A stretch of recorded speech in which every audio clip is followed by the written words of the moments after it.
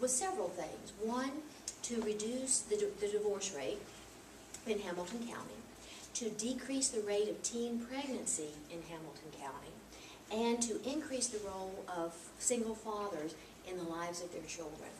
So fast forward about 15 years, and the divorce rate has dropped to below the national average. I think it's around 42% now, from about 57 or 58, what it was 15 years ago.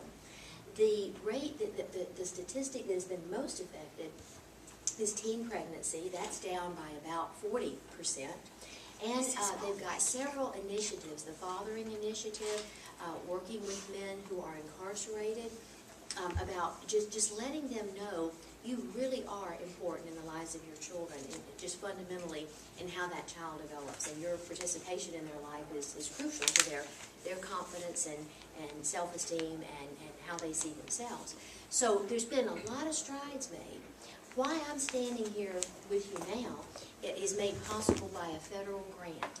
And first things first began receiving money from this grant. It's about $1 million total grant, and we started receiving that. Hi.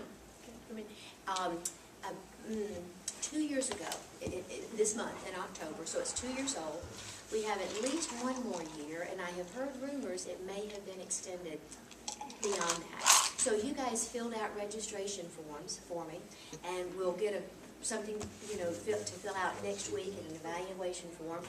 And we take those statistics, compile them, so that we can let the federal government know how many people we're seeing and what we're teaching. So there are classes under this federal grant for children, for first-time parents who are just welcoming a baby into their home. That'll rock your socks on it and turn your world upside down. And some people are a little more prepared for that than others. Parenting toddlers, parenting school-age children, and this class that we're talking about is teens and tweens, parenting in the digital age. So somewhere around 11 or 12, up to 17, 18 years of age. And if you don't have children in that age range, you're certainly welcome to stay. We'll address lots of issues, just pertinent to families in general, okay? Because it is a federal program, it is not a faith-based program. But you will not hear anything regarding parenting advice, okay, that is certainly not contrary to any faith-based program. I wouldn't speak it if it was, but I need to keep it very neutral as far as federal guidelines, so we'll stay true to that. What we do have to present, though, is the research-based, the evidence-based information about what works and what doesn't, okay? There are laws of relationships, whether it be between a husband and wife, or between two parents, or between parents and their children, okay? And just like there's a law of gravity, if I throw a ball up in the air, it's going to come down no matter what. Whether it's raining, whether I'm in a bad mood or a good mood, it's always going to do the same thing. There are laws of relationships, okay? There's a way to talk so your kids will be more likely to listen. There's a way to listen so your kids will be more likely to talk. And that's what we're going to spend a lot of time on in our first section tonight, okay? I run a really informal class. If I say something that doesn't make sense, which my husband tells me I do that sometimes, raise your hand and ask me to clarify it or go over it. If it just sparks a question for you, please feel free to raise your hand, ask me that question. Bathrooms, anybody need to, do you know where they are? To the right and then the left. Okay. And they're at the beginning of that hallway. Okay. And if I kind of watch my audience, and if I see eyes kind of glazing over, I'll have a break. But I'd like to go for about an hour, if we could, and then maybe take a brief break. But if you need to get up in the meantime, by all means, just take care of yourself, okay? So, getting started, what ages do I have represented in here? I want to kind of target that. Kids or adults? I don't care about your age. Because then I'd have to tell you mine, and I don't like to do that. Kids, 11, 15, 13, 11. 10, 14. Okay, 10 and 14. Okay, so you're right smack in the place. You're all right in the right place. Okay. God bless you, everyone. I can tell you this: the teen years. It is fun to have adult children. and it's a real riot to have a grandchild. So you've got a lot to look forward to. But those teenage years it was the best of times and it was the worst of times. For the most part, it was the best of times. I really like teenagers. And I enjoyed it when my kids were teenagers, but there's a lot of pressure facing those kids. There's a lot of pressure facing parents, and we'll talk some about that tonight, because while there are some many good times, there are some areas there where we can get way off track at times. Our kids can get way off track at times. So we're going to talk about how to minimize the risk of that happening, okay? So good, okay. Now, these are just pictures of some different families from the staff at First Things First. I don't have mine up there because I'm not that good at interjecting new pictures into PowerPoint, so I took what they gave me and ran with it. So these are somebody else's kids.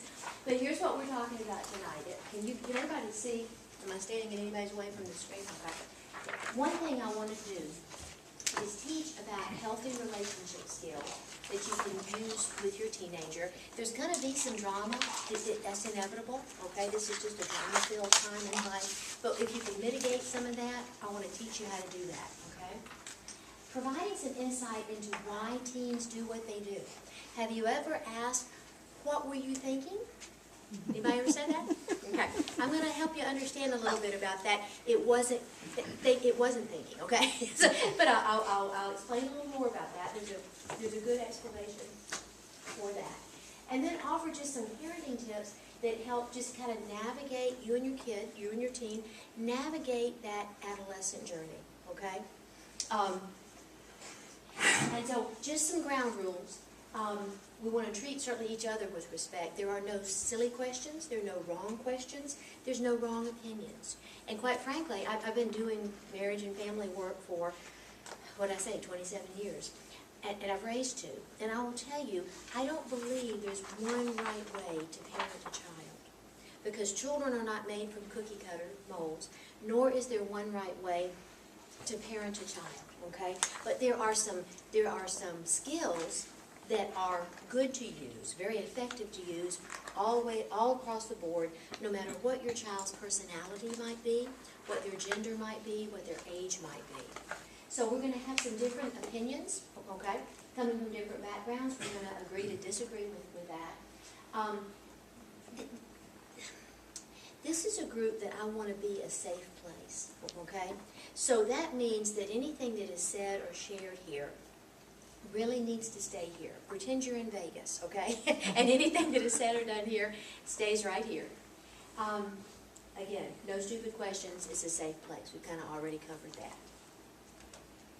So, starting out, okay, you want to begin, think about it like this. You want to begin with the end in mind. Now the end, if you want to know kind of where that marker is, our 27-year-old is still in our basement, so we ain't there yet. But there's some, the end is in sight for us, and we almost have an empty nest. Okay, and we don't see him very often anyway. But as far as the end in sight, this says, what do you want your teen to know by the time they're 18?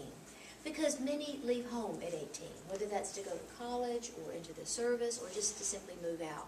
But quite frankly, the brain, the human brain, is not through developing, particularly the prefrontal cortex.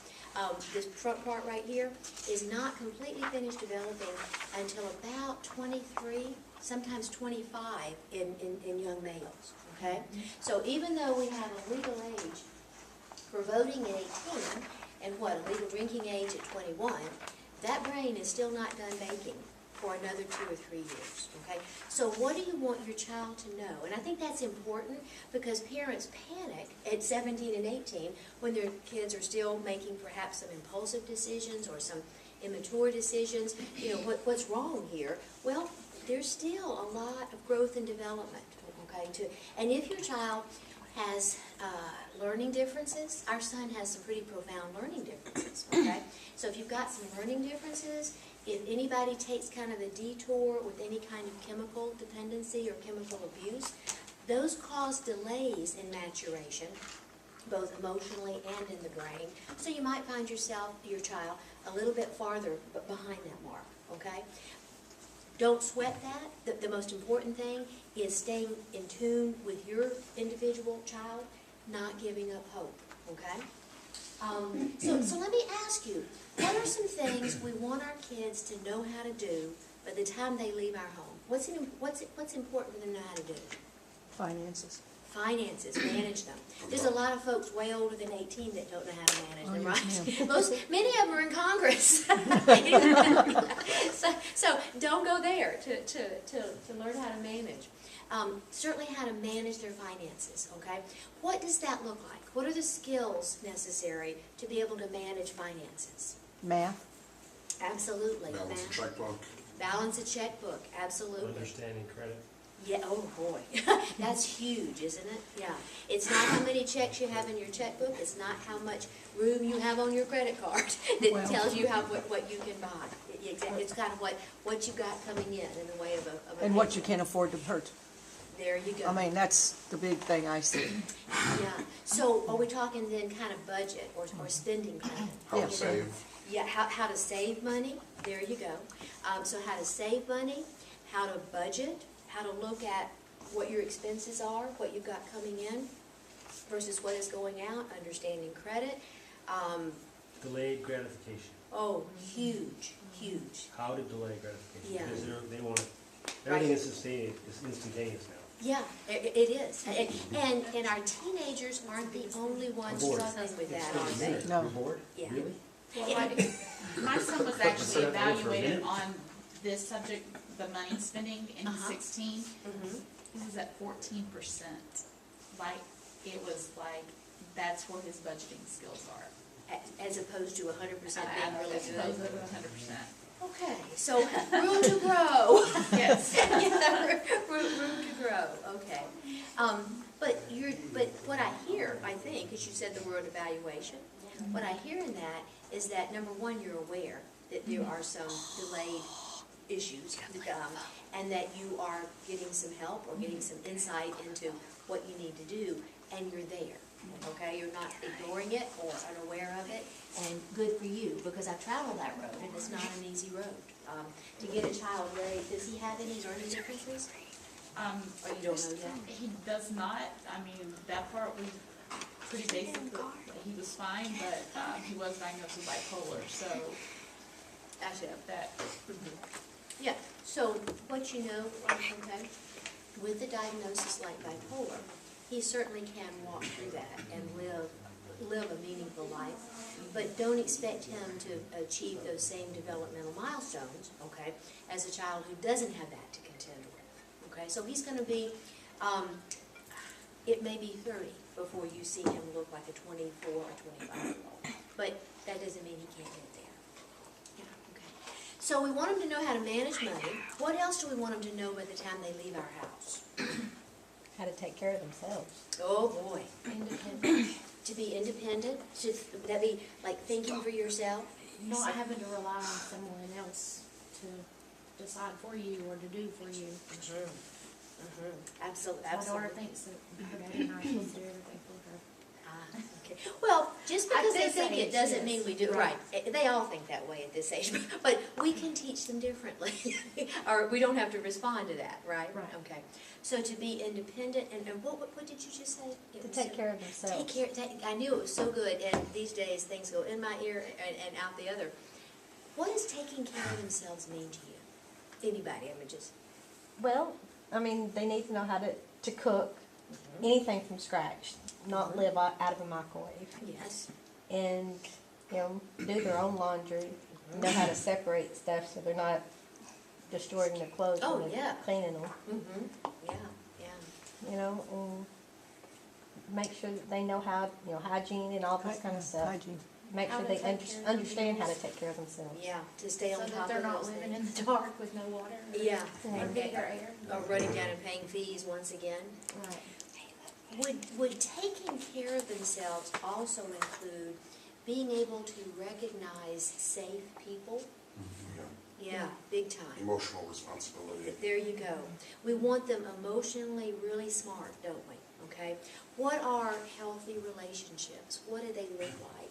What should you expect from someone else, a friend or a boyfriend or a girlfriend, that is both, are in a relationship that is respectful and safe and recognizes boundaries. So yeah, I really wanted my kids, when they left, to know how to take care of themselves in those ways, practical ways, but also in an emotional, in a relationship kind of way, absolutely. Okay.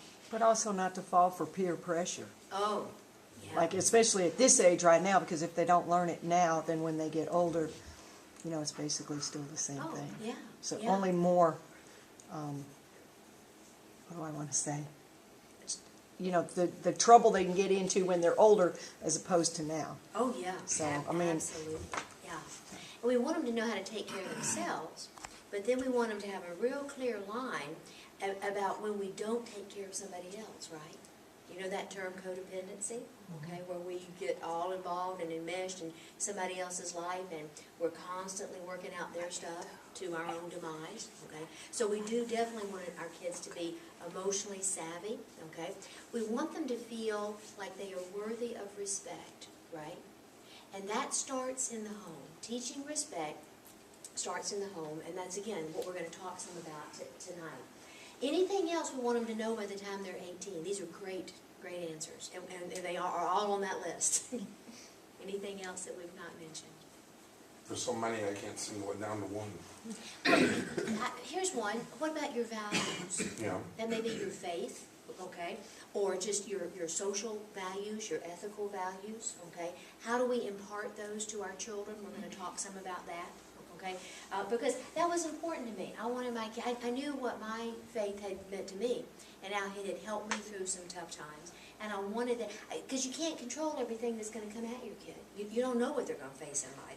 So you want them equipped with good, sound coping mechanisms that work, okay? Perhaps a faith coming from a dependable and an honest person, a good citizen. We want to teach good citizenship, right? Okay. I remember when our son was in the 6th grade and our daughter was in the 9th grade, it was probably one of the proudest parent moments my husband and I had ever had. We went to an end-of-the-year assembly at both schools. They were in different schools then, and they both won Best Citizen of the Year. I was so proud of them. and I think I still have those certificates somewhere, because I was just glad to know that no matter how they fought like cats and dogs at home, and they did, okay, and how they left their room in a mess, you know, at home, and how they were typical kids and we were typical parents, that at least when they were out in the world, they did know how to behave. So I was relieved to know that. So what are teens dealing with? What do our teenagers, hey guys, do you need something or somebody? Oh, okay. I think Miss Donna is coming over there to see if she can help you. So I'm gonna step over here because I've got some statistics I wanted to share with you if I can find what I did with my papers. Here we go. I knew I had them. As far as what are our teens dealing with today? What are some of the challenges that they face? Drugs. My goodness, yes. Of all sorts. My imagination can't keep up with what I hear on the news that kids are subject to today. Yeah, drugs. What else? Information overload. Oh, I face information overload. It doesn't take much. But there's a lot that we're just constantly barraged with pieces of information coming in, whether it be a text or Twitter or a Facebook or a voicemail or a phone call. Yeah, it seems to never stop. What else? I know a lot of children have been given adult-like responsibilities and are really enraged. Yeah. Because they don't have time to be children. Yeah, really unrealistic, expectations, or perhaps the parents are overloaded and overwhelmed themselves, and so the burden is placed on the kids. Yeah. What have we heard a lot about in the news lately? Violence. Well, the violence, yes. Yeah, that just, it's like, again, really? I just can't believe that. The violence, yeah. That speaks to me of hopelessness and rage to come to, and a lot of confused thinking. What about, so this was something else I was thinking about in the news, the bullying piece. But do you think that the violence and the drugs can go hand in hand. Oh, yes. And a lot of times, the violence is happening when drugs and stuff are involved. Yeah, that's where a lot of the murders that occur are, from what I understand from police, drug deals gone bad. Yeah, yeah. And the bullying, okay? I was amazed at a story that was in the news a couple of weeks ago about a young girl, probably about 13, that killed herself.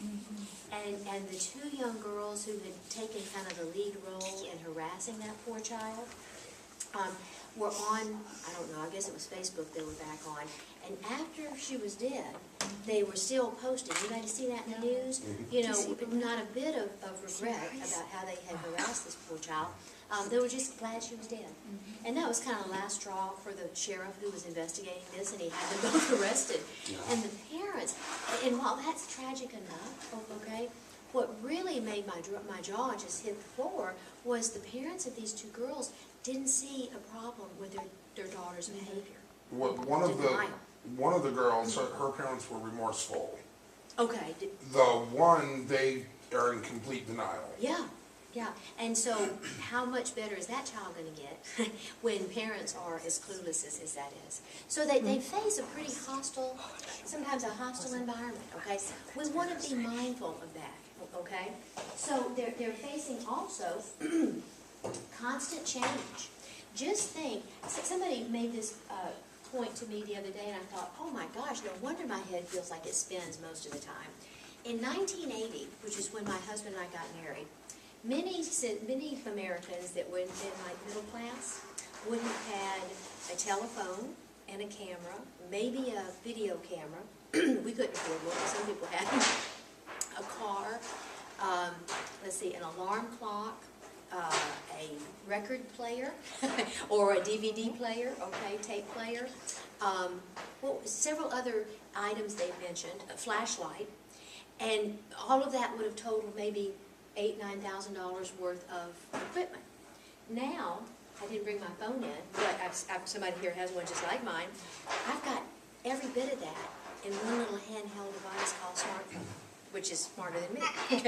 That has happened in the last 30-some years. And so, excuse me, about the time we get, our bearings straight, the bearings change, don't they? And our kids, think of the changes our children have seen from the time they were born. Even the 11-year-old, okay, up to was it 16? Was that our highest age in here? Yeah, just in the last 11 to 16 years, think what those children have seen. And so there's constant change. People are much more mobile these days, so not only am I thinking the technology world, but I know in Hamilton County just this year, this was just this year, they've gone to a whole new curriculum. What is it called? Whole something, or I can't remember the name of it. You may have done it in Georgia as well. But it's a whole different way of teaching. I have a lot of teachers that are clients. I wonder why that is. They're wonderful people, but they're in a really tough job, Because the way, and I remember when my kids were in school, the big deal was Paideia. Mine were in the magnet schools in Chattanooga, and it was a Paideia system, and that was going to be the answer for everybody's, stimulating the brain. And then along came whole language, and then along came some other stuff, and now yet there's another piece of it. So even the way these children are being taught. I have one friend who is a teacher in kindergarten, and she says that they're really having to learn, they're having to teach children how to read differently than how somebody my age would have learned to read, because of the digital age that we live in. That we're literally, the children are rewiring their brains because of so much time with technology. And that's not necessarily a bad thing, it just is something that we just want to be aware of that. The insecurities, okay? Remember, these guys are, these guys are children in more and more adult skin, okay?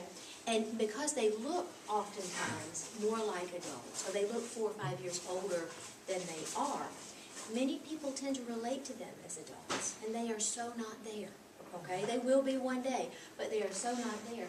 There's a huge amount of insecurity in most adolescents. That's what is behind all that bullying, okay? It's behind what young girls posting pictures of themselves on the internet and saying, tell me how I look, okay? Inviting all kinds of cruel comments to come back at them, and that be very, very hurtful. So they're dealing with a lot of change, a lot of insecurity. They're still trying to figure out who they are. And that's right, okay? I mean, they're doing what they're supposed to be doing, figuring out, you know, who am I? What do I think? What do I believe?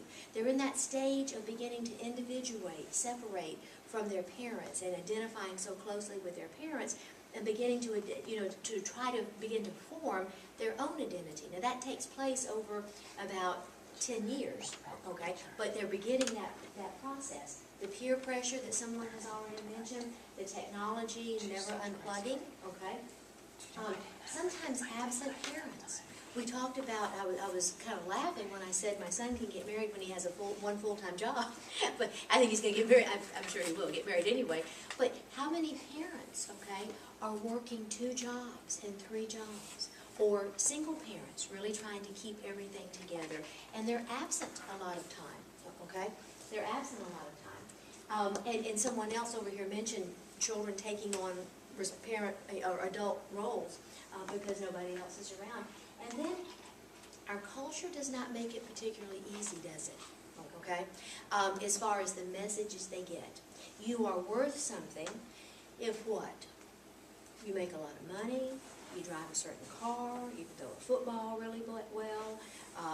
Nobody loves football more than me, but that is not what makes a person, right? These kids have lost, many of our children have lost their way as far as how to define themselves and how to see themselves, okay? So, but here's some stuff that hasn't changed. These are things that they're dealing with and that change on a daily basis almost. But there's two aspects of adolescence that haven't changed from the time your grandparents were teenagers, okay?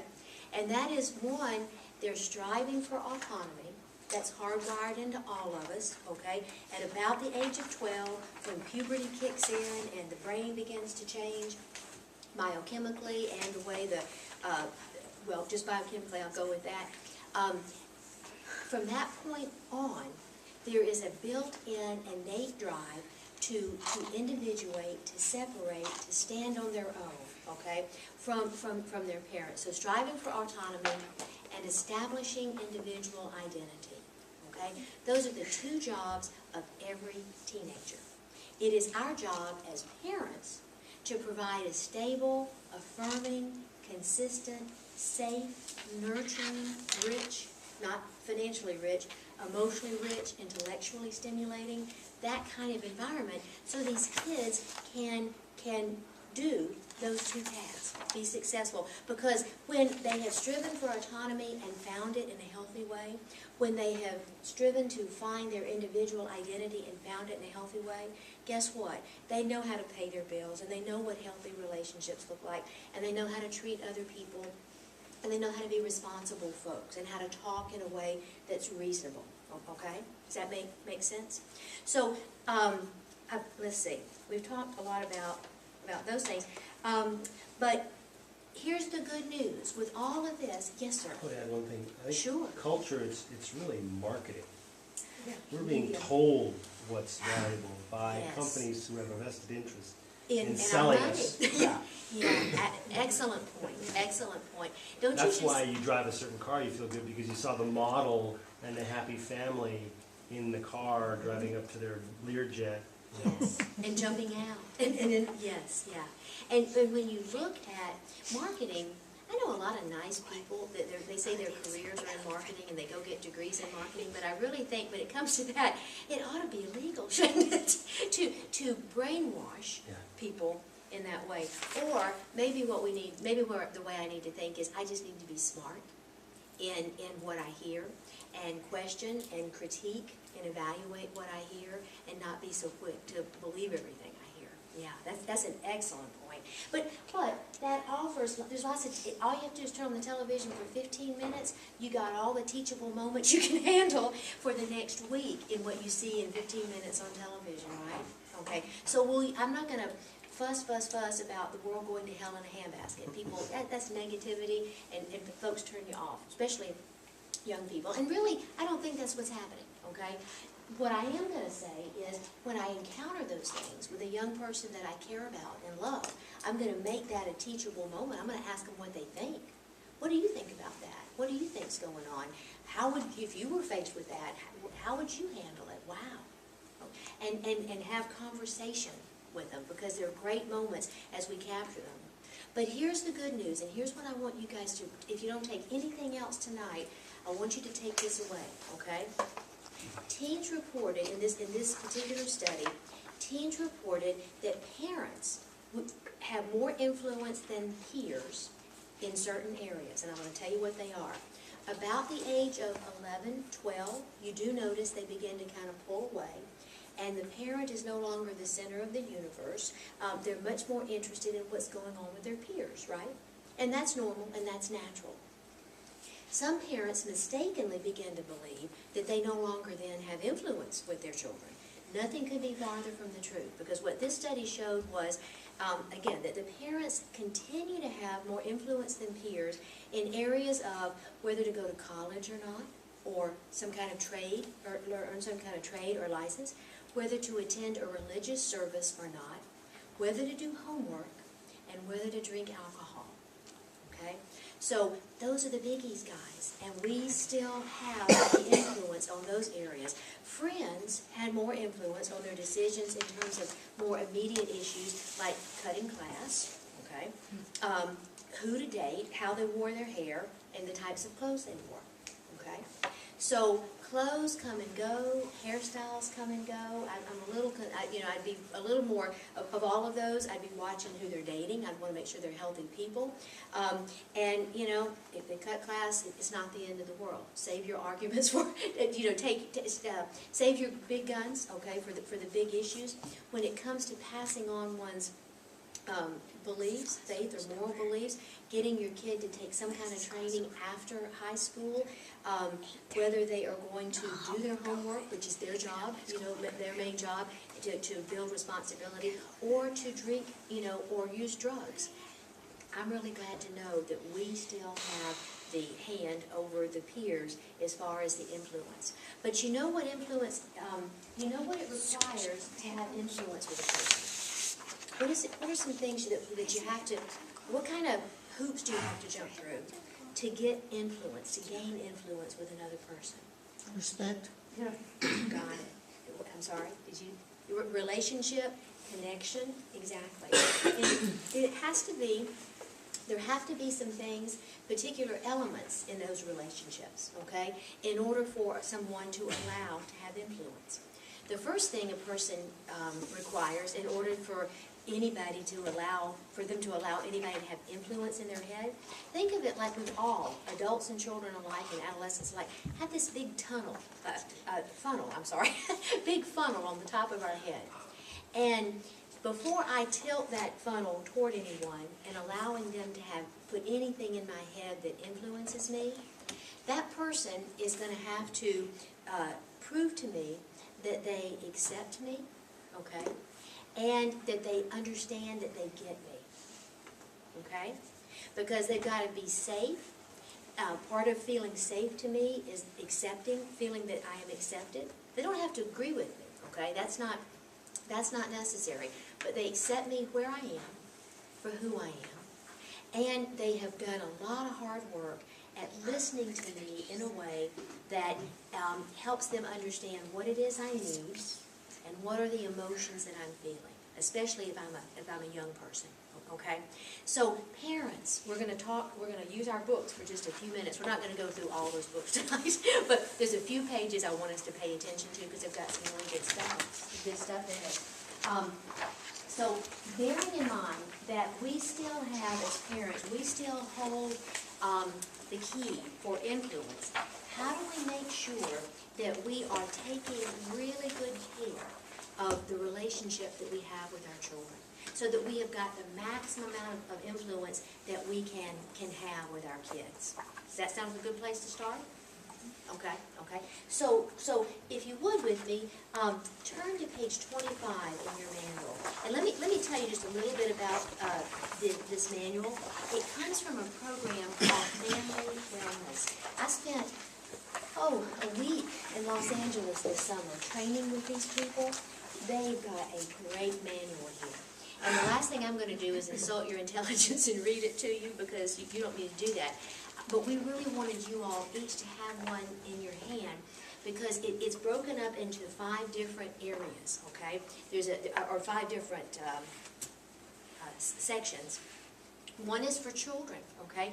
And it's got some great questions in it that you might want to take home and spend some family time talking about some of the questions, the issues that are brought up in that section for children. It's clearly marked. Some are for the adults. How do healthy adults relate in a family? How do you work together as a parenting team? But what I'm going to focus with you on tonight, and I would really advocate you read that, because again, these guys have been around a long time, this group has been around a long time, and everything they have in here is backed up with a lot of years of research, okay, and study about, again, communication skills. So what I want to just highlight for us tonight, starting on page 25, you're going to see there that successful parents are models, okay? We are always being watched. You probably figured that out by now, haven't you? In fact, I remember several times, to my embarrassment, how closely my children were watching me, and I found that out only when they mimicked me. And they had nailed it. Oh, something I had said, or a way I had acted, or an attitude that I might have expressed. That brings us up short a lot of times, doesn't it? So, what I want you to get now is that children are influenced by, and this will make sense to you, by the people who spend the most time with them. Who does your child spend the most time with? Who are some of the people? There's probably not just one. But who are some of the people your kids are spending time with? Teachers. Okay. Their peers. Who else? What other adults? Let's start with just the adults. Grandparents, coaches. Yes, ma'am. Okay. Uncles, aunts, uncles. Extended family, absolutely. Okay. So, you know these people? You probably know the aunts and uncles, okay? But maybe not as much the coach, okay? Or teacher, okay? So how involved are you? Probably, I'm teaching to the choir right now. I was going to ask, how involved are you in your child's school?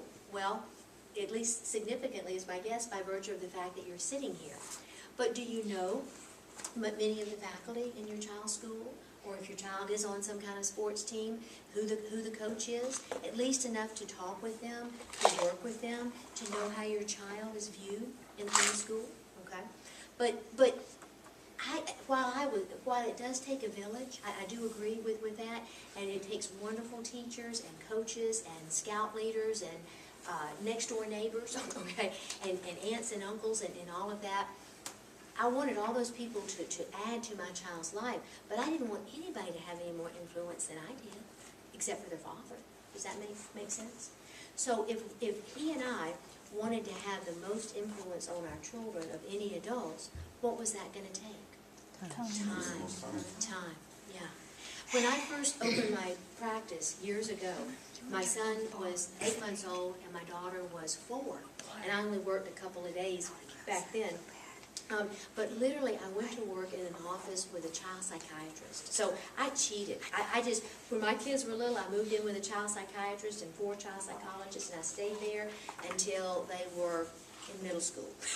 By then, I figured I'd learned everything I could possibly learn.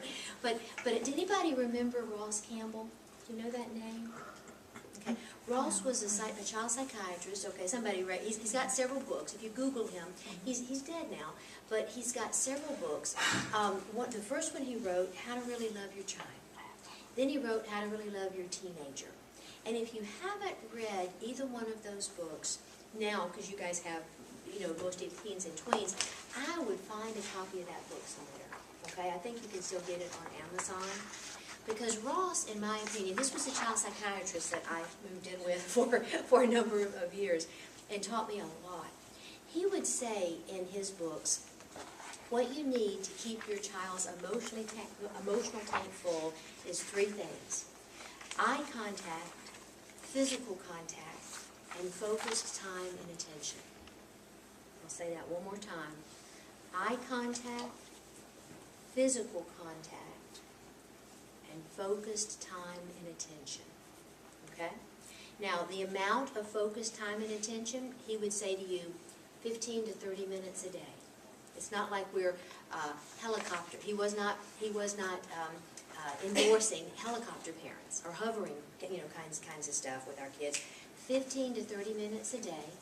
Often at the end of their day is a really good time to check in with them. Maybe when they're in their room or in their bed, and you just kind of sit down in there and you just check in and you tell them a little bit about their day, but you focus in and you listen to about your day, how their day went. The eye contact, why do you think eye contact is so important? Lets them know that you're actually listening. Yeah, it's connection, okay? If eyes are the window to the soul, what do you see? What can you tell by looking in someone's eyes? A lot. Absolutely. You can tell a lot. It builds trust. They can tell a lot about you. And it connects. Using our eyes to connect with people that's a really strong way we have of connecting. The physical contact, okay?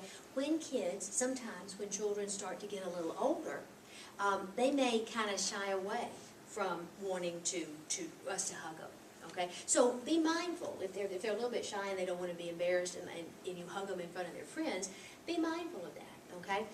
Sometimes though we forget that when we're home, my son got way bigger than me really fast. Okay, he's a big guy with shoulders about like that and about 6 feet tall, and he was big even as a little guy, and so when he was a teenager he was already bigger than me. But I didn't do this in front of his friends, but I made sure that I'd come up and give him a big old bear hug. And he's kind of like a teddy bear. He would hug me back. But some young men are kind of put off by that. So if he had been, I would have tried to have read that, been sensitive to that. I might have just, touched his arm, okay? I have a son-in-law now, and I met him as a grown man, but I love him, okay? And so he's affectionate, so I'll hug him, but I don't not like my son, but I make sure I touch him like on the shoulder or on his arm or on his hand, okay? Because that's affirming physical contact. So when kids start to get to be adolescents, sometimes they pull away.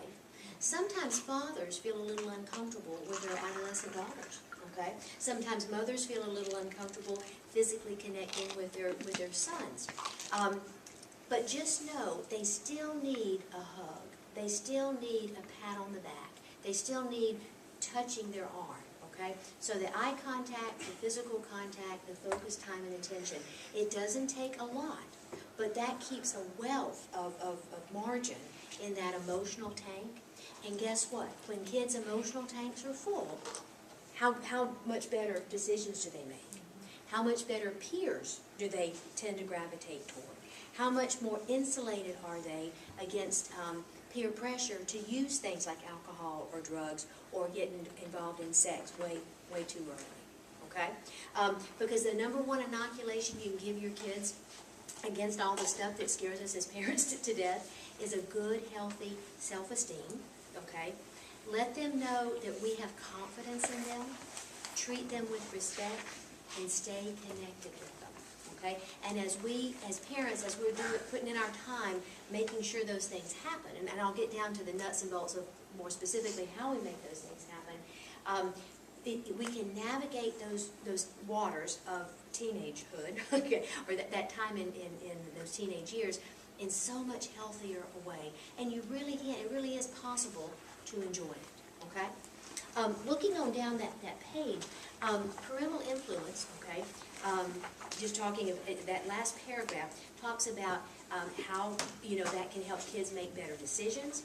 It happens when parents spend time with their kids and talk about values and beliefs, specific situations with their kids, and you do it over time. You don't have to teach your child everything they need to know about life in the first 5 years. Okay, you've got about 21, 22 years to allow this to unfold. And there are so many teachable moments in any given day, just like we mentioned a while ago. We just want to stay alert for those teachable moments. Okay, we want to know what our kids think about what they're seeing on the news or what they're experiencing in school. So let me go quickly kind of through the next couple. If you would look over on page 29, And there's a series of questions there, and we won't take a lot of time on them tonight, but I want you just to kind of look over those 21 questions about how well do you know your children, okay? And you don't have to, you can write them down your answers down if you'd like, but you don't have to. I just want to start you thinking. If somebody asked me this question, would I know how to answer it about my son or my daughter? Okay?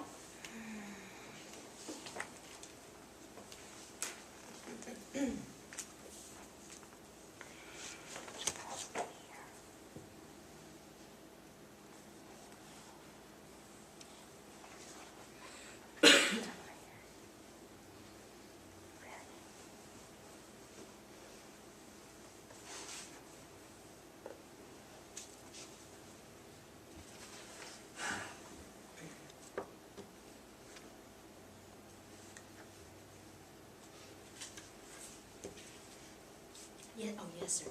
I had a question, so I didn't know if we were gonna cover it or not. You go right ahead and ask your When, question. you know, in talking about peers, when the bad egg comes along, you know, how do we steer them away? Yeah, yeah. That's a wonderful question. It's a question that comes up in every class, so I'm glad you brought it up. While the rest of you are kind of looking over this, and can you multitask if I answer the question? Okay. I recommend to parents, okay, that you stay focused on your child and their behavior, their attitudes, their actions, okay? And even if they are hanging out with somebody that I might be concerned about because I've heard things or I've seen things, the last thing you want to do is point out that child and say, I don't want you hanging out with that child, because what does that become? The forbidden fruit. Right. And they get on a social justice, march about, everybody doesn't, nobody likes him, poor pitiful him, I'm going to be his friend because that's the right thing to do. So don't even put that in the way for yourself. Instead, you focus on their behavior. So if you see their attitude changing, it's becoming perhaps more disrespectful, they're becoming less responsible, they're not doing their homework, they're not coming home when they're supposed to come home, or whatever else you're seeing. Maybe they're angry or irritable more often than is usual. You comment on that, and it might say something like, I have always known you to be a very kind person, but I've noticed the last few weeks, the last month, you've really been very irritable and kind of mean-spirited in what you said to your brother or your sister, and I'm kind of wondering where this is coming from, okay? So it doesn't set up a defensive response. It's talking about their behavior, but you started out, how did I start it out, negatively or positively? I started out positive, making a comment about some positive trait that I saw in them, and so I created a wedge. Okay, I call that an invisible wedge between them and their behavior. Because it's easier to change behavior than it is intrinsically who somebody is. And I don't want my child seeing themselves as a bad person. I want them to see themselves as a good person who sometimes makes mistakes in their behavior. So by starting out with affirmation kinds of statements, and then getting to, so I'm wondering why this stuff is hanging around, whatever the targeted negative behavior is, it puts a wedge and they don't even realize what you're doing. Okay? Does that help? Yeah. Okay. Any other questions on that, or any other topic? It's kind of hard though when the whole group is that way. I mean, Yeah, it is. seriously, in the schools today, it's like very hard to find the group that You got a lot working against you. at 16 and 17 in the high schools right now, yes. I'm sorry. So, and a lot of that is out of your control, as far as what other children And like you do. said, you even said earlier, don't worry about skipping class. Well, you have to worry about skipping class because what if they're going out and they're doing drugs or they're doing things that they're not supposed to be doing while they're skipping class? So if it was just skipping class, I could see It's they not go the and get ends. Taco Bell, eat whatever. But it's not there's- nearly as Yeah, innocent. it's not that way anymore. They're skipping class to go smoke. They're skipping class to go smoke marijuana. They're skipping class to go buy pills. I mean, and that's in Let's go all to the drugs. schools now. Yeah, and I hear that a lot. Doesn't have any meaning. And it's not just public schools, I hear that, whether I'm doing private school, parochial school, public school. Homeschool. Homeschool. We have. Unless they do it on campus, they don't skip Yeah, school. we're not. No, it's the Find a world. dark Okay. corner in the Well, gym. Yeah. a couple of things, this answer is not going to eradicate the issue completely, because it is big and it is hard. But I think some things that can be helpful to at least think about. Again, the more you can stay connected with your child, okay, they will allow you influence. The more you are a safe person to them, that means you don't overreact when they tell you something outrageous. You try to listen to them. You set boundaries. You set rules. You have expectations. You're clear on what those are. The safer you are to them, the more likely they might disclose something to you. But it really takes a network between the adults. And I know there are parents out there who think it's okay. This is insane to me. But there are parents who think it's okay to buy alcohol for their children, their underage kids, and as long as they drink it at home. That just slays me. There are parents who say their kid comes home and says, I'm going to go spend the night with somebody, and they don't check with the parent to know that there's going to be adequate adult supervision at that house first. Or a party, and they haven't checked with the parents who are evidently hosting this party to say there's not going to be any alcohol there, because many might assume that parents wouldn't do that. That's when conflict comes in too, because then the child is at some point, well, mine is anyway, well, why do you have to talk to me for? Well, nothing's changed from when you were 12 or 13. Well, this parent doesn't talk to other parents. Well, then you don't go. Yeah, and it's, So that's when that is the conflict right in the answer. home. It does bring conflict. It is absolutely the right answer. If there's a parent out there that won't talk to me, my kid's not going to that house. If I had children underage still. But you're right. Doing the right thing costs you in that situation. It does make a good parent's job much harder, because many parents aren't doing their jobs. Yeah, that's good. So when you can network, when it is possible, things like this, okay? Obviously, these people are concerned folks about their children because they're sitting here. When it's possible to network within the school, other kinds of parent organizations getting together and being a network where if you hear something about a situation or you see something, you observe something, that there's communication where you'd have some kind of idea of what's going on, okay? Staying as connected and as open and as aware as you can, those help. They don't eradicate the whole issue. I certainly realize that. But the good news is, even I have seen so many kids over the years, they can take a really wide detour and you think, man, that kid is a lost cause.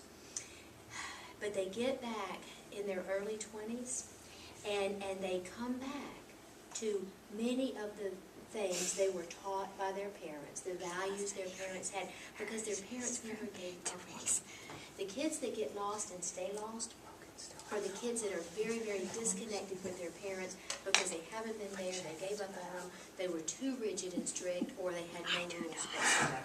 Okay? For parents like every one of you who takes the time out to sit for 6 hours and listen to some woman talk, okay, and you come and you ask good questions, clearly you're doing more things than this to stay connected with your children. Don't lose hope. Don't ever think there's nothing more you can do, that the tide is too big, that it's going to overwhelm you. You just keep doing the next. Sometimes in life, we just keep doing the next right thing, you know, because 10 miles down the road we can't see. Just keep doing the next right thing, okay? That's encouraging to me too, because my kids are young, but I'm just sitting here thinking, even if I make a lot of mistakes as a parent, if I stay connected to my kids, then there's still hope. They know you love them. And they also know there's nobody in this world that loves them like their mother and their father, okay? And when kids know that, see, a lot of kids don't know that. Okay? But as much as mine might mess up, he still knows that. He still knows I'm the one person he can come back to, even if whatever he does. Then you have done your job well, okay? You have done and you are doing your job well. That is tremendous, because a lot of kids out there, they don't know that. They've lost that tether. And so they're like in that snowstorm, and there's no tether to the barn to get back from the barn back to the house, okay? But love is a powerful, okay? When we show our children that we love them unconditionally, by how we listen to them, by how we talk to them, by how we spend time with them, by how we place them as a priority relationship in our life, okay? When they know we love them unconditionally, that means I'll challenge them on behaviors that I need to challenge them on, okay, or attitudes that I need to challenge them on. But as we stay connected, it covers a multitude of sins, but it also keeps them tethered to us. Okay, and and I have got to believe love wins in the end. I really do believe that. You just don't give up, and you just keep doing the next right thing.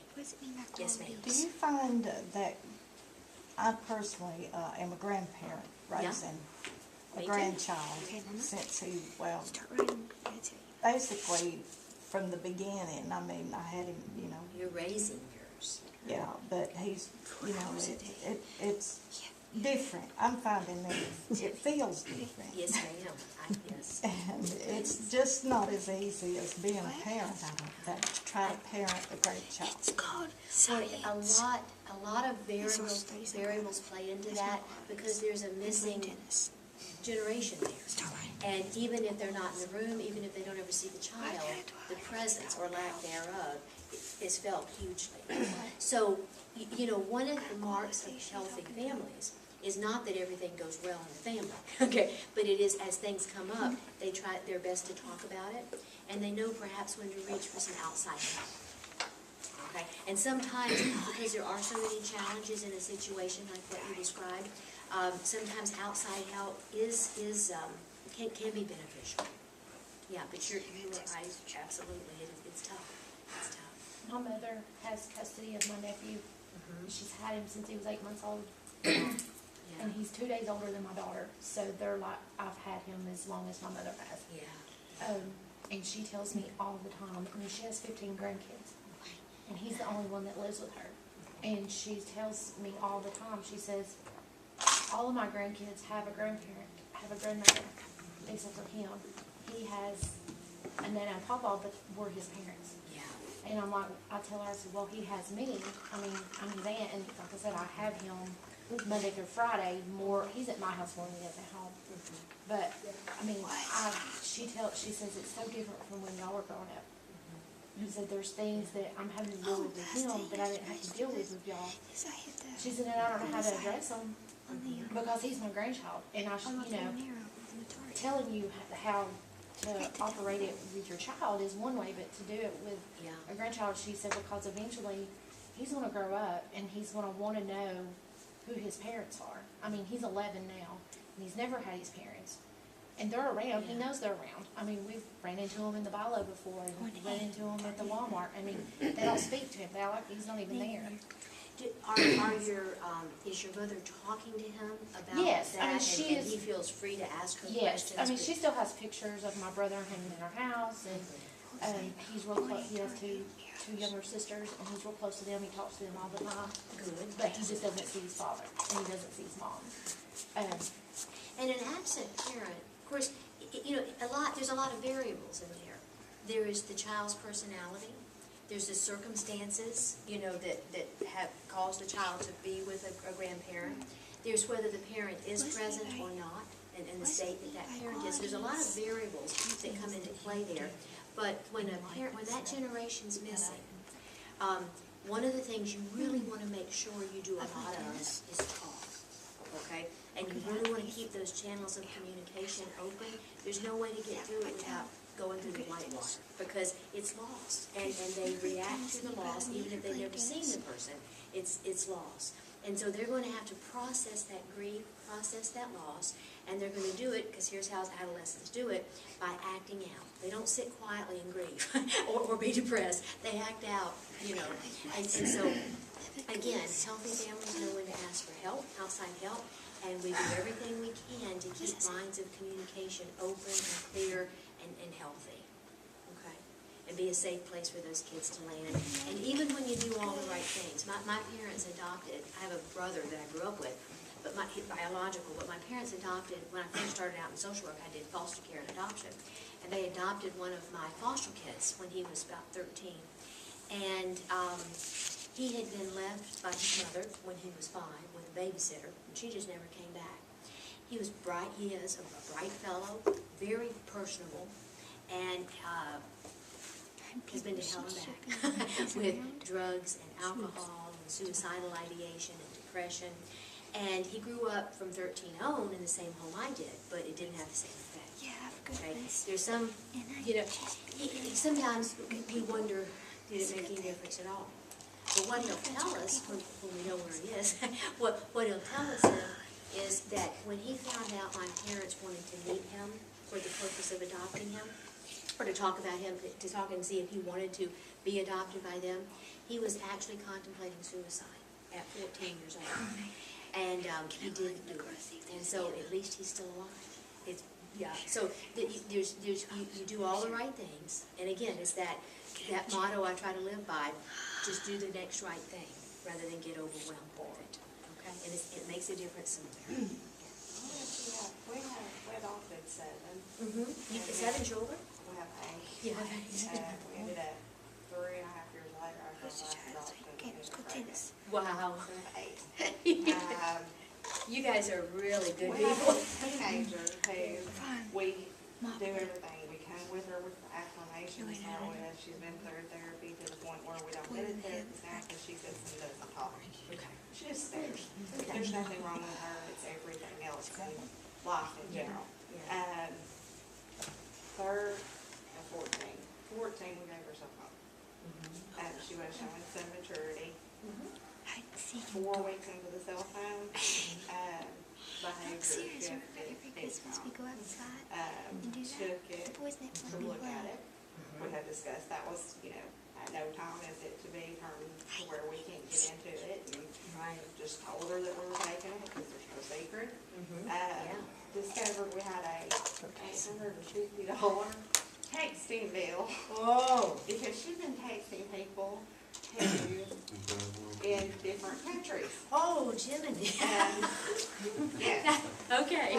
It's like, I didn't even know the number for somebody in a. She met them in a chat room.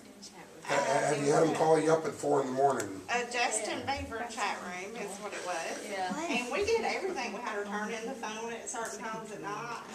I mean, we had all this screen, and with her older brother, Like we done when they did the written, he was fine and haven't had those problems. Fast forward, she turned 6. No, it was right before she was 8th birthday. We gave her a phone again. 1 month into it. I was out, we ever have one computer because she could also do her work. So you hoped. 1 week into that, we had to take it. She'd been looking at inappropriate stuff. Then later in the face. She'd make her own Yahoo account, faked a name. Mommy happens to be smarter, so Mommy writes in and says, "Oh, I forgot my password, blah, blah, blah." Within a few minutes, had it cracked. And basically told her, look. Stole a friend's cell phone. That's where the cell phone comes into play. A month and a half later. Wow. And is caught sexting. Yeah, okay. Man does not exist. It's actually, the police have all of the stuff because it's not a boy. It's, okay, it's a front Yes. where police are trolling to try to and catch them. so we just turned everything over and we're like, good luck, and please take a picture of whoever it is when you hang up the 50-year-old man so I can tell them. Right. Yeah. But there's this constant, like if you go and you try to peacefully handle it, there's this little monster that comes out.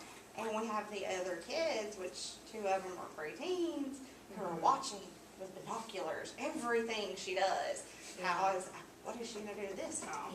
Yeah. And so how do you handle that to where it's a balance, where... Yeah. Well, I've heard you say some encouraging things. Your son, okay, and he's adopted as well, right? Yes. And when you gave him the phone the first time, he was pretty responsible with it. Yes. Okay? So it's not a problem in how you're teaching, In fact, I because other kids. Right now, because mine was dead, and he just tossed it to me, he don't care. Yeah, so it's not that you don't have the adequate rules, okay? But what you do have, for whatever reason, I don't know what her issue, what her story is, what her history is, but for whatever reason, you've got a child who has shown you something. She's not yet able to in control impulses. She's way too impulsive, and she takes the short view. She doesn't have the prefrontal cortex developed yet, Well, it's which is, actually damaged because of. there you go, I was thinking of things you've got. Okay. Physical trauma. And if you've But got something like, this child has a ticking date that is getting closer and closer to 18. And Yeah. she's out the door. I mean, we don't know. We can see it coming. We're just hoping and praying that we get to move her to college. yeah, And so Yeah. it's in a dorm, and so we can at least leave happy. yeah. And But I don't want anybody to set you up and say, if you've got a child with a damaged prefrontal cortex, all these parenting rules work. They don't. But because you've got a damaged prefrontal cortex. And just a quick aside about what the role of the prefrontal cortex, that is where my intellect is. That is where my ability is to control my impulses. That is where my ability is to look down the road and say, if I do this now, how might that play out? To see the potential consequences. it's like your common sense too. So it's kind of like, what was that Groundhog Day? That movie Groundhog Day, where the day just kept getting relived over and over again? With this particular child, now this is specific to this child because of the issue she has, with this particular child, you just keep saying and doing the same thing over and over again. Now, the other kids, this doesn't look so appealing to them. She's not getting away with anything, is she? No, and mom and dad aren't too happy. And, yeah, so I'm thinking it hasn't affected your older son. Is he tempted to act like her? No. And I doubt the younger ones will, as long as it doesn't behoove them to. As long as she's not getting away with it, as long as she lives, her leash is this short because of the way she behaves. And you might say to them, or say to them, And we keep trying though, like she wants to go to Yeah. the movies with a friend, so I didn't well, see you don't let her anything go with it. her friend unless you guys go. One of you go and sit Yeah. behind them. I mean, Okay. you've got to start in real small steps, and if you've got any impulsive children or immature children, you got to start with real small steps. But Okay, you could there can. be the possibility too, with the child being, even though the kids are not acting out now, that the kids at a later date see that you gave more attention to this one child because this child did act out in this way, and eventually, Not at my house. We get to go do all kinds of stuff if we ain't acting like that. but There's a little- I'm just You're saying. trying to offset that. Yes. You're trying to offset that. And yeah, there aren't any guarantees that could be possible, but let's say you've got a reasonably well-developing, healthy kid who gets to do a lot of things earlier than later if they line up with what the rules and expectations are. Generally, you're insulating them somewhat against following in their sister's footsteps. Which she was able to do the stuff too. She's just lost stuff as she Yeah. becomes more and more and more. Well, but you guys sound like you're right on that. You don't sometimes take it away and sometimes not. You're very But they do consistent. see when we're able to separate her from whatever to, I guess, to punish. Yeah. So they're seeing there's consequences for irresponsible behavior. I get to do a whole lot more if I live up to the rules most of the time. So you gotta go with that. You gotta trust that. Raising a child with a damaged prefrontal cortex is a pretty traumatic experience, quite frankly. Raising a child with bipolar is a pretty traumatic experience. Not a big T trauma like a train wreck, okay? But developmentally, you try all the things you read about in books, and some of them, they just don't work when there's an issue like that. But it doesn't mean you don't keep doing the same thing, okay? So keep trying, you can't, nobody goes to jail for life. Very few people go to jail for life. You've got to really mess up bad for that to happen. So, because if they don't have that carrot in front of them, they lose hope. So, yeah, keep letting her try. When she's lived out, paid her dues, okay, to society, keep letting her try. Now, But as far just as in the these cell small phone, we steps. told her we will not provide another one. When she gets older, and she can have one, and there's nothing, she can pay for it, but we're One of not the doing things you guys have in this little packet of information I handed out, separate and apart from your workbook. Did everybody get one of those? Okay. Where do I have any of that? Who did not get? Okay, you know what? Let me make sure I've got, and,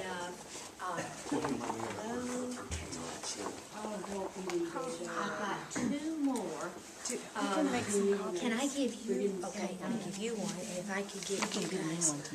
Yeah, we can just make us some Yeah, if copies if and I've got any faculty, if y'all I'll get could. mine tomorrow. That's all. Okay. In the very back, somewhere toward the back of this. Anybody else need one?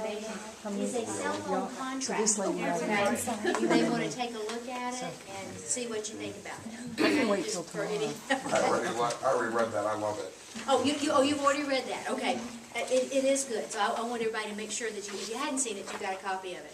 What's that? Let me go just another few minutes, because then I promised that I would stop at 7:15. So let me just get to a stopping place. When I asked you to look at page 29, were there any of those questions? You don't have to raise your hand, but were there any that you couldn't answer? That you didn't know, or did you know most of them? Six that I could answer. Okay. It's just cause she's so indecisive. Yeah, well, it changes. You knew what some of her choices would be. didn't you? Yeah, There you there you go. go. That's the bottom line, that's what's important. Let me just draw your attention for just a couple of minutes to page 30 and 31. Tips for planning time with your children and traps for planning time with your children. And again, I'm not gonna insult you by reading what's in a book to you, but I would like for you to take some time during this next week between now and when I see you again next week, and take a look at those pages. And if you would take a look, I'm kind of giving you a little bit of homework, okay? Okay. On page 33, listening, page 32 and 33, okay? That listen to your children. Page 34 and 35, if you guys would read those. Up through 38. So if you guys could read those pages between now and next week, and if you've got any questions on them, something that makes sense, or you want to highlight anything, we will absolutely do that when we get back together, okay? Because those are the skills for listening. So often, most of us aren't nearly as good a listener as we think we are, whether it be to our partner, or to our children, or to people in general. Because so often, especially if we're all jacked up emotionally and upset about something, we tend to listen to respond more than listen to hear. And these pages, those 7 or 8 pages that I just outlined, have some really good tips on how to listen to your kids in a way that helps them feel heard and understood. And there's about 7, I'll probably have to get to this next week, but there's 7 desires that every human being has. And if we want to keep our kids' emotional tanks full, we're going to be aware of those desires. You have that page in this group of handouts, okay? It's good for partners, it's husbands, wives, partners. It's good for parents and kids. One of the needs, the core desires, 7 desires that every kid has, is to feel heard and understood. Okay? So if we're working, we're not perfect. We're never going to be. But if they know we're really trying to understand them and to respect them, not that we have to agree with them, not that we give them everything they want, and if they don't get mad at you and tell you you're unfair, you're probably not doing your job. Okay? They're going to do that. Don't let that personally upset you. Yes, ma'am. I just kind of a question. My husband and I disagree on, not really disagree, but we have different ideas on the things that my daughter should be able to do, or should be punished for, or, you know, be given, or things like that. I grew up in it was pretty strict. I mean, I had rules, and even up to the day that I got married, I still had a curfew at 10 o'clock during the week. I mean, that was respect for my parents, because they had to get up and go to work. I had to be in by 10 o'clock. Of course, during that time, I didn't think so. But he thinks I mean, she's our only child, but I believe in spanking her or grounding her. And he thinks if we just sit down and talk to her, then it's going to be okay. And she has an iPod, and I mean, she's got everything in the room. And I'm like, I'm going to take it away if you can't, you know, do certain things. And he's just like, well, she needs to learn to respect you, so I'm going to stay out of it until she learns to respect you. he doesn't like back me up.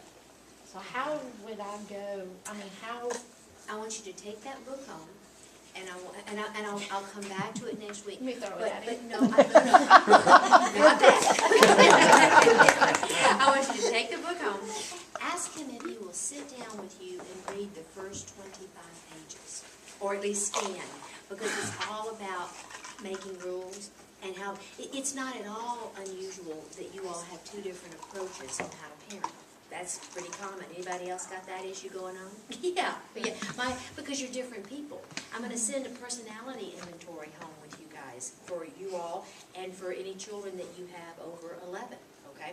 And we're gonna talk next week about personality differences. So how people hear differently and perceive differently. And you can't parent you can't parent different children the same way. Our daughter was firstborn, okay, and she was one of those kids that if you just slightly raised your voice and said, "Julie, will you just go to your room?" She was like 2, and I was exasperated with her one day, and the child dropped what she was doing, she hung her head, and she walked upstairs to her room. You could have knocked me over with a feather. Because I didn't expect her to do it. I just was frustrated, mad, and said that. And there was somebody at the house, I don't know who it was, and they looked at me like I had all kinds of wisdom in parenting, and they said, "How did you train her to do that?" And I said, "I didn't. No one's more surprised than me." She's just that kind of kid that Dr. Campbell I was telling you about, Ross Campbell, would call a 25%er. Thankfully, I had had a lot of conversations with him, and I knew that term 25%er, because those are kids who are wired, individuals who are wired. They are just intense about doing the right thing, intense about getting the rules right, intense about there is a right way to do things. They're way over concerned with right. And because I saw that in that child and had conversations with him, ding, ding, ding, the light went off, and I thought, ooh, this is a kid I'm going to have to be careful with. My challenge with her was never to get her to do the right thing. My challenge with her was to help her loosen up just a little, okay? Because she was so, I mean, I had to talk her down as a junior in college, in nursing school. I had to talk her down off the ceiling. I answered my phone, she's crying and carrying on. I think, oh my God, somebody has died. She made a B on organic chemistry. Now, we laughed, but I thought, this is serious. This kid's unhinged over a B. And her father and I would have been happy to make a D in organic chemistry, just not to have to take it over again. She's wired that way. So if I had ever spanked her, it would have been abusive. Oh, she's gotten maybe 5. Yeah, and I'm not really commenting on that. Right. But I'm just saying, most parents come from 2 different places. You've got different personalities, different takes. Of course, you're going to look at it differently. But so our son comes into the world, lest I think I really do know what I'm talking about as a parent. Here comes Scott, and he was like 2 one day, and I stood him in the corner 5 times, you know, because he wouldn't do what I wanted him to do. He was hell on wheels, and he could care less about pleasing. So I had to take a very different approach with him than I did with her. So it's not about you seeing it differently. Probably sometimes they need your approach and sometimes they need his approach, okay? But what is essential is you guys have got to present a united front, and he can't back out and let you do it. That's not okay. That's why he's not here enough. Take this home and tell him I personally sent an invitation to him to come back next week, because I would like to meet him, okay? He needs to be here, and I know I'm talking to the choir. Oh, well. But take those first 25 pages home. It has a lot of good stuff to say about how essential it is. She's been diagnosed with panic anxiety disorder and obsessive disorder. Yeah. And he plays on that.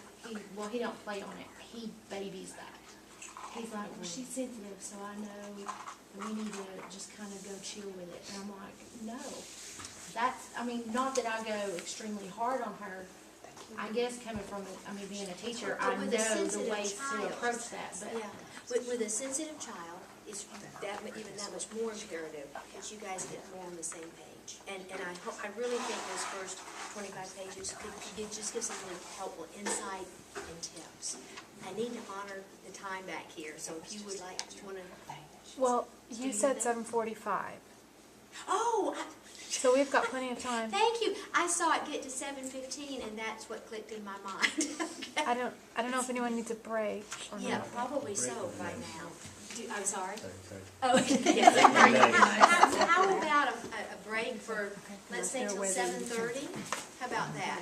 And then we'll come back and wrap up with any questions and go to your part of it, okay? Okay. Okay. I can't ever remember when that is.